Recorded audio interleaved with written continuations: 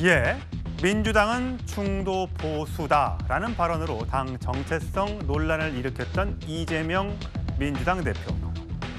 예, 제목에서 보시는 것처럼 본시 중도 정당이었다라고 이야기하고 있습니다. 여러 가지 세금 관련된 이야기를 많이 꺼내고 있죠. 이재명 대표의 발언부터 확인하시죠. 상속세 문제 좀 시정을 하자 이렇게 얘기를 했습니다. 28년이 지났습니다. 물가도 올랐는데 집값도 올랐는데 그 기준을 그대로 유지하니까 이 서민들의 세금이 늘어났잖아요.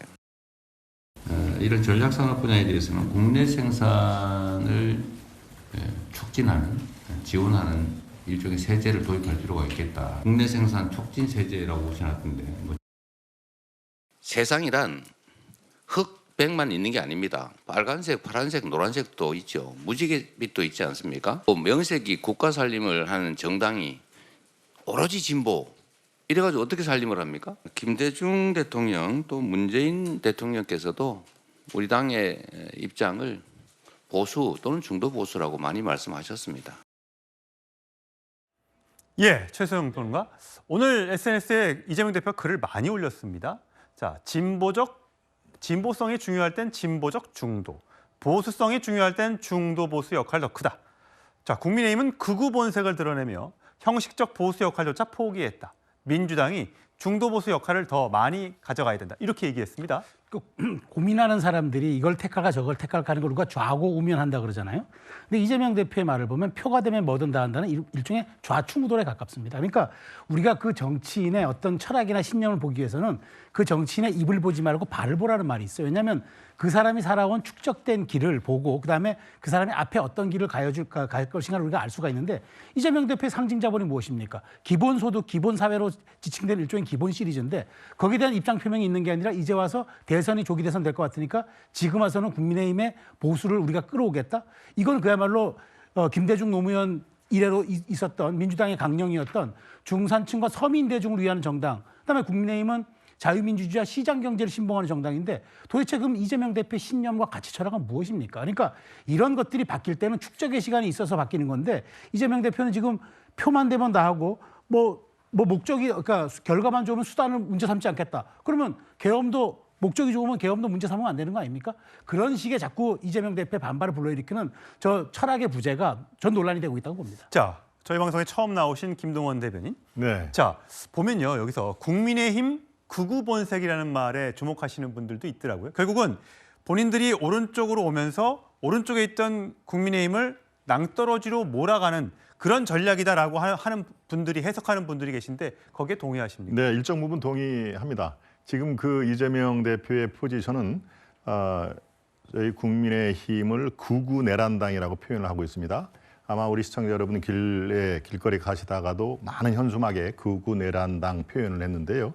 바로 그렇습니다. 그들의 목표는 이 아주 건강한 보수 정당인 국민의힘을 오른쪽으로 극우 내란당으로 몰고 그렇다면 이제 중도 보수가 빌 거 아니겠습니까? 중원이 빈 것을 자기들이 차지를 하겠다. 즉 선거에서 약 35%로 추정이 되는 중도층의 그런 어필을 하겠다라는 그런 목적이 아니곤 뭐겠습니까? 아니 중도 보수라는 게 일회용 반창고입니까? 필요하면 뗐다, 필요하면 붙였다. 일회용 반창고라는 그런 것을 너무 쉽게 얘기를 하는데요. 좀 아까 얘기를 했죠. DJ나 문재인 대통령도 그 얘기를 했다라고 얘기를 했죠. 맞습니다. 그렇지만 언제 그 얘기를 했는지를 우리가 추적을 하면요. 선거 때나 선거에 임박해서 그런 얘기를 합니다. 그러니까 이게 선거에 정말 대통령병에 걸린 그런 상황에서 그런 그 판단이 나왔다. 그러니까 이재명 대표는 이미 탄핵이 될 걸로 보고 이미 대선 행보에 들어갔다 이렇게 보시는 거군요. 그렇습니다. 네. 예. 자, 김재익 전 대변인. 근데 지금 이재명 대표가 요즘에 보면 은행장도 만나고 현대차도 가고 거의 진짜 대선 행보에 나선 것처럼 활동을 하고 있어요. 그런데 또 일각에서는 오른쪽으로 갔다고는 하지만 노란봉투법이라든지 또는 주 52시간제도 이런 부분들 등등에 대해서는 여전히 노총들과 가까운 포지션에 있다. 말은 그렇게 어떤 게 그럼 정말 이재명 대표의 정통성이냐, 이재명 대표의 스탠스냐 이렇게 보시는 분들도 계시던데 그건 어떤 겁니까? 그 대중정당을 영어로 뭐라고 표현하냐면요. 캐치 올 파티라고 합니다. 그러니까 전체를 다 붙잡겠다 이런 얘기하고 똑같은 얘기죠. 지금 이재명 대표가 주장하고 있는 것이 그 중도 우파적 얘기까지 갔다라는 것이 중도 우파의 영역에서만 한정짓겠다는 것이 아니고 진보부터 중도 그 넘어서 중도 우파까지 그런 부분들을 전체를 포괄하는 그런 대중정당으로 나아가겠다, 실용정당으로 나아가겠다라고 하는 이 이재명 대표의 그 얘기가 뭐 저는 틀려 보이지 않고요. 중도 보수 진영이라는 보수까지를 우리가 아우르겠다라고 하면서 하다 보니까 국민의힘이 상당히 긴장하신 것 같아요. 본인들이 이것은 민주당이 왜 우리의 진영까지 넘보느냐 이렇게 얘기할 것이 아니라 본인들이 왜 그러면 그 중원을 비워놓고 극우화되어 가고 있는가 하는 부분을 따져봐야 됩니다. 윤석열 대통령 지키겠다고 또 윤석열 대통령을 바라게 하고 있잖아요. 그러면서 소위 아스팔트 우파라고 하는 전광훈 목사 이쪽 부류에 있는 분들하고 같은 얘기를 하고 있고 지금 뭐 내란 수괴의 그 죄를 받고 있는데 탄핵을 반대한다거나 아니면 지금 그 법원을 침탈하는 이런 헌정 파괴 세력을 옹호하는 이런 모습들이 지금 국민의힘에서 보여지다 보니까 국민의힘이 건전한 중도 보수 진영을 포기하고 아예 우측 끝에 있다고 하는 극우 쪽으로 이동했구나. 그러면 이 빈 공간은 누군가는 차지해야 되는데 이재명 대표가 발빠르게 그 진영까지 넘어 들어가고 있는 것이다. 예. 이렇게 보는 거죠. 지금 이재명 대표는 오늘도 SNS에 좌파, 우파, 국민은 배고파라고 하면서 이 먹고 사는 문제를 해결하겠다라고 주장을 하고 있습니다. 자, 여기에 대해서 국민의힘 권성동 원내대표는 이렇게 평가했습니다. 선거 전략상 의도적인 우클릭이다 이렇게 생각을 하고 있습니다. 중도라는 것이 뭡니까? 중도의 의미가 뭐죠? 포용하는 거 아니겠습니까? 포용과 통합인데 이재명 대표의 실질적인 행위는 포용이 아니고 배척하고 또 통합이 아니라 편가르기 하는 겁니다. 우리 당을 극우몰이 하는 겁니다.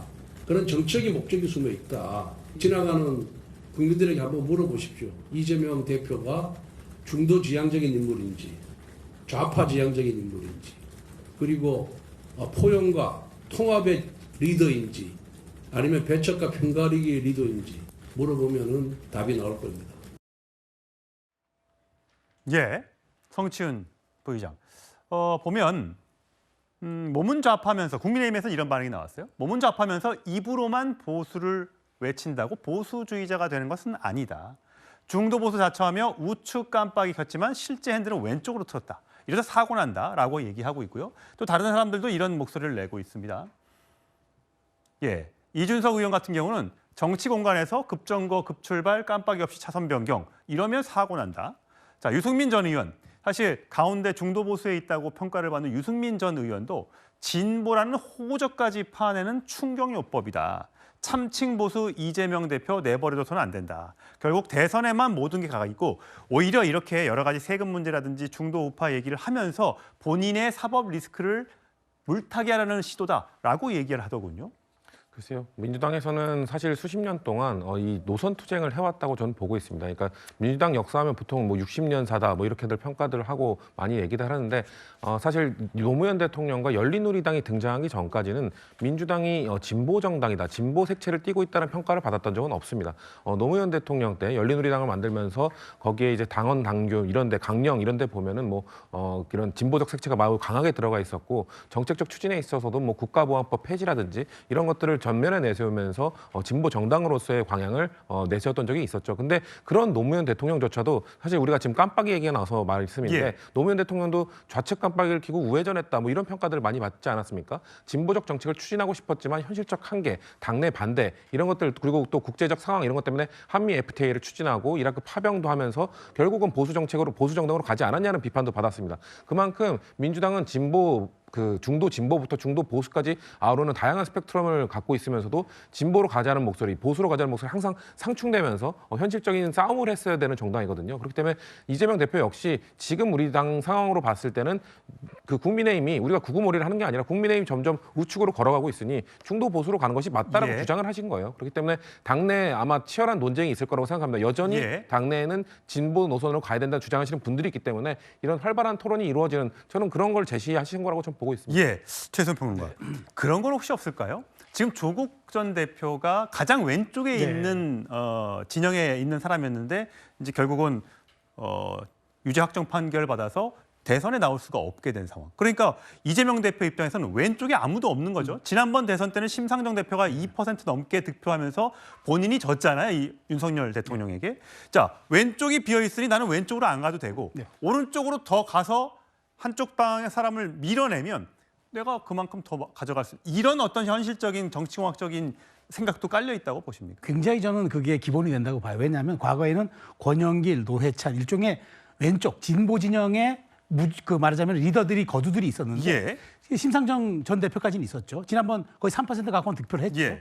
근데 심상정, 조국 이런 말하자면 맹주들이 진보의 맹주 왼쪽에 그 맹주들이 사라지고 나니까 무지공산이 돼버렸어요. 그러니까 이거는 잡아놓은 토끼가 될 수도 있다. 그리고 이제 민주노총이나 한국노총이 있긴 한데 이 사람들이 과연 대선 전국에서 거대 야당 그다음에 수권할 수 있는 민주당에 반발할 수 있을까? 이렇게 계산된 생각을 한 거죠. 그래서 국민의힘을 가장 우쪽으로 밀다 보면은 중원은 자연스럽게 먹을 수 있다라고 본인이 판단하는 것 같은데 정치가 그렇게 만만합니까? 전 그렇지 않다고 봅니다. 제가 말씀드린 대로 정치인은 입을 보지 말고 발을 보라고 했습니다.